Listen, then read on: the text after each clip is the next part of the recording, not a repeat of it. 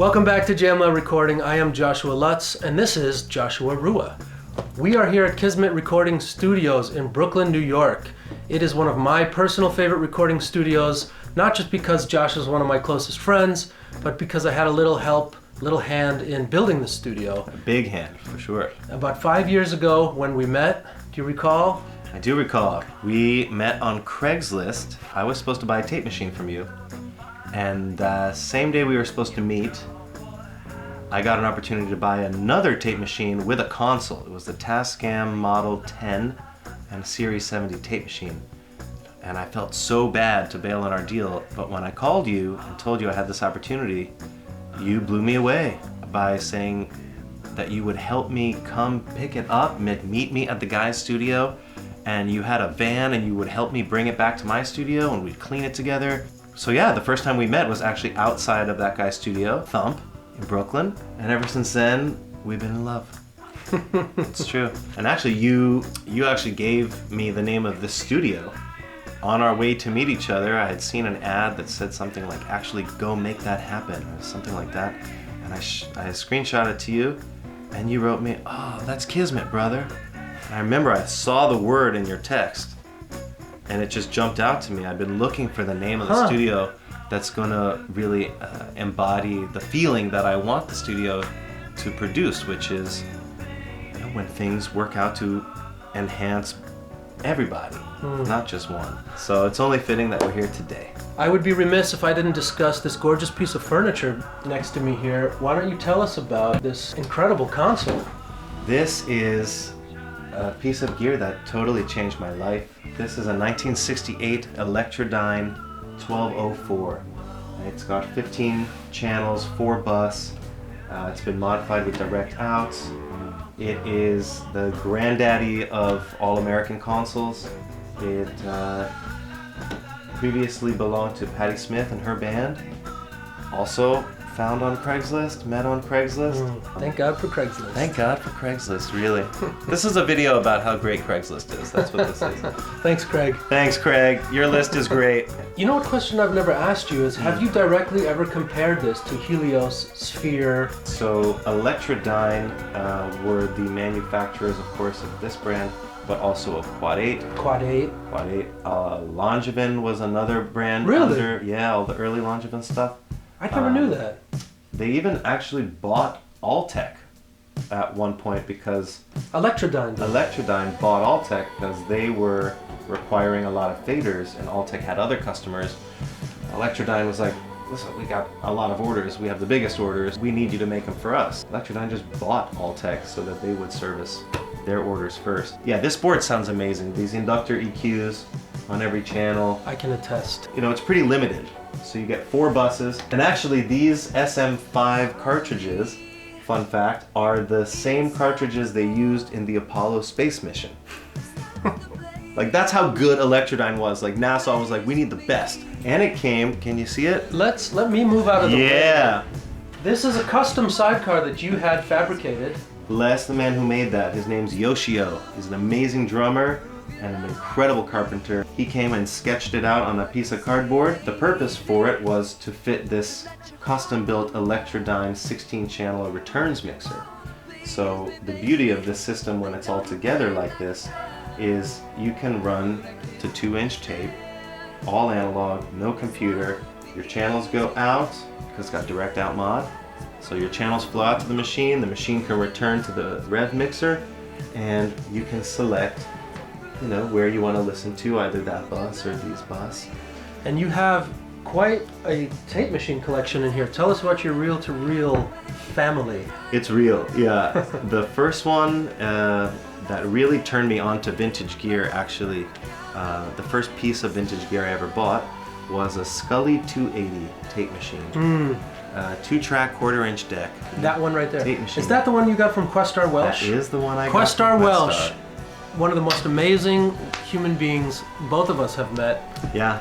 And I noticed you have some Dolby, are those 361s? Yeah, it's cool. It's actually like a 4-track housing, and he had racked up 2 Dolby 361s, and then there's a spare electronics head in there. And he was using them for noise reduction, not the Dolby trick. Right, Yeah. he was using them because they needed them, and they modified it. The top 2 preamp channels have special switches built into them, which are EQ throws. That's right. And he gave me a capstan doubler to allow this machine to run at 30 IPS. So you put in 2-track heads, your capstan doubler, you flip these EQ switches, and you can run this as like a master 2-track deck. I'd like to talk to you about this NEUMANN consolette behind you. This is extremely rare. This is basically a custom-built 2-channel master recording box with 2 vintage NEUMANN preamps, Wow. 2 vintage NEUMANN EQs, 2 vintage NEUMANN compressors, stereo faders. It's got the module that Pink Floyd used. I'll be totally honest, since I got the Electrodyne, I'm really not using any other pre's for anything. So now I'll go to that box to tap the EQ compressor section and get a little master flavor out of it. Well, I got the Quad 8s because you really turned me on to the family. Yeah, I mean, it's all probably, you know, it's all the same topology. They're all Yeah. coming from the same place, so. Although, does this use utility cards for the EQs, the preamps? The console uses ACNs, right, active combining I think networks. that's the big difference. And if you look at it, I mean, it basically looks like this. It's just, Oh, they're like little modular. it's like a brick Yeah. with a connector. I've seen them sticking out. floating around here, actually. Yeah, and they're epoxied shut most of the time, so a lot of them, some of them are impossible to open up, but some can be repaired by Ken Hirsch at Orphan Audio. He is now the new purveyor of all things Electrodyne. He's redone the Electrodyne preamp.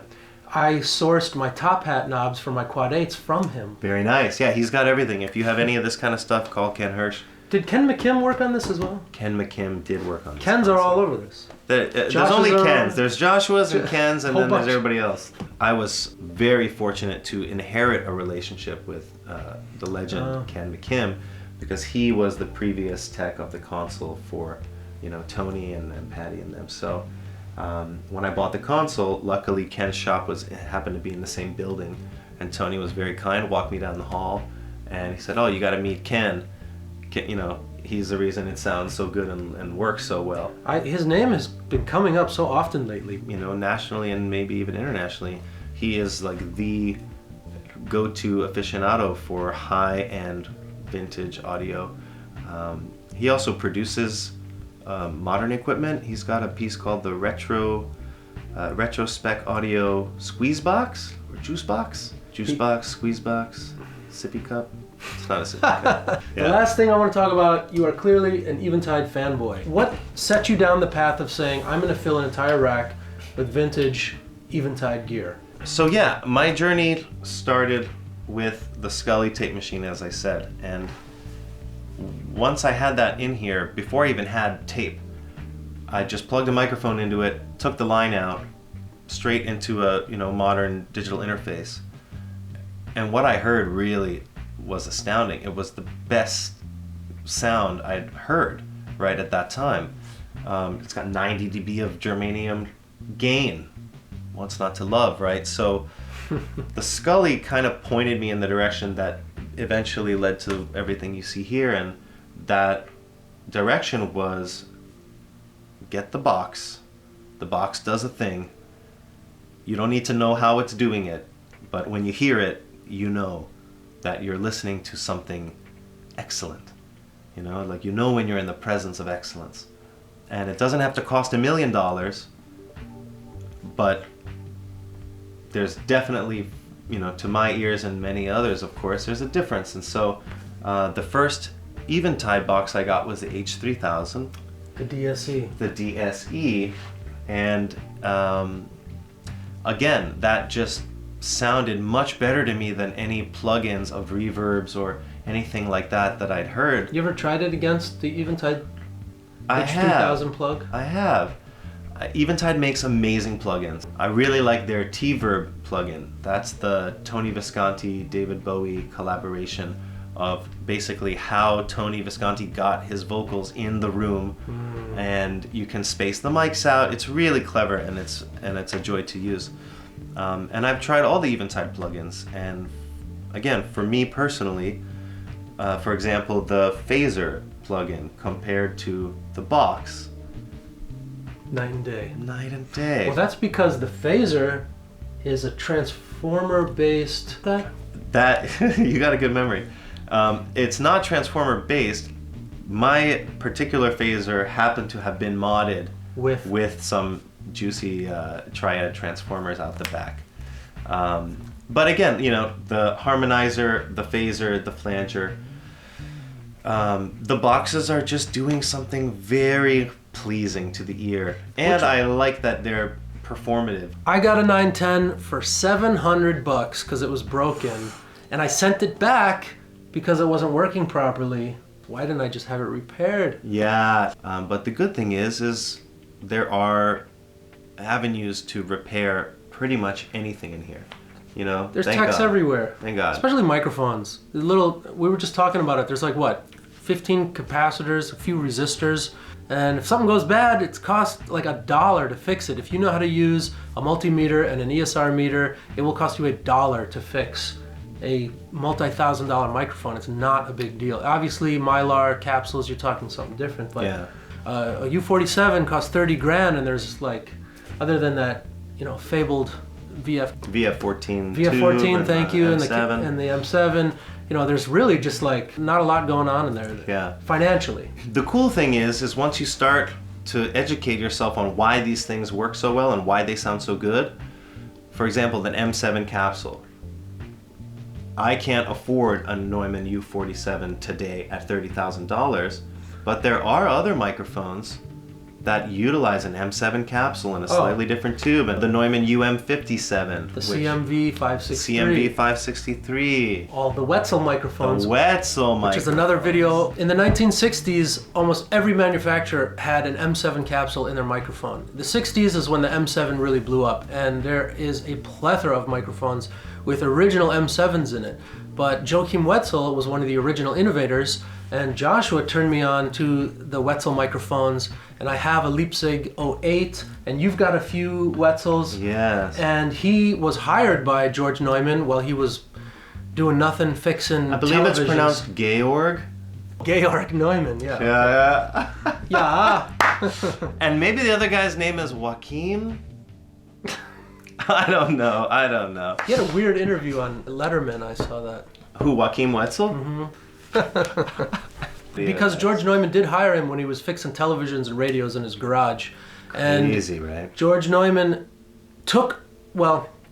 legally took a lot of his ideas, everything from the water slides that you see under the Neumann power supplies to his capsule designs. How many Wetzels do you have? I have two original Wetzel builds that are working with the original power supply and everything, and that led me to keep researching this M7 mythology, and I got also into the Reisman MR51, which is the same idea. It's an M7 capsule with a tube right behind it and basically like 3 other components, hand wired inside.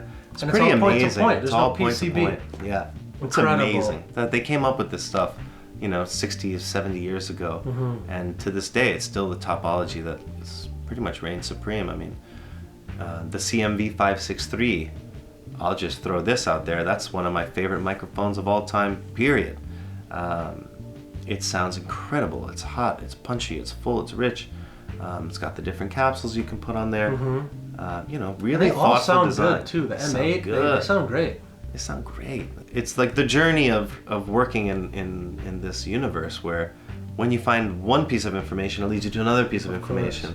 Like, for example, did you know that inside the H910 is a DBX gold foil, gold cam VCA? So that little input level where it says limit with a red knob, when you drive that thing and you hit the limiter, you're hitting the same compressor as the DBX 160 VU. Why? Because they were the company making those parts at the time, and so Eventide needed something to do some limiting. They bought those, stuck them in there. So then, all these years later, when you have both those pieces of gear and you're comparing them, you're like, wow, I love the sound of this DBX 160. And then you get an H910 and you're like, man, I love when you really crank it up. Nerds of the world unite. Here we are. You're all welcome. Yeah. Well, I want to thank you for doing this video with me today. Oh man, it's my pleasure. We're going to do a few more videos with Joshua Rouah, so check out some of the other videos on my channel. So check them out at kizmitmusic.com. Thank you for letting us into your home. My pleasure. Check out our next video. It's all about small diaphragm condensers. We're going to talk about shooting out about 8 or 9 different SDCs right here at kizmitmusic.com. Coming up next. Coming up next.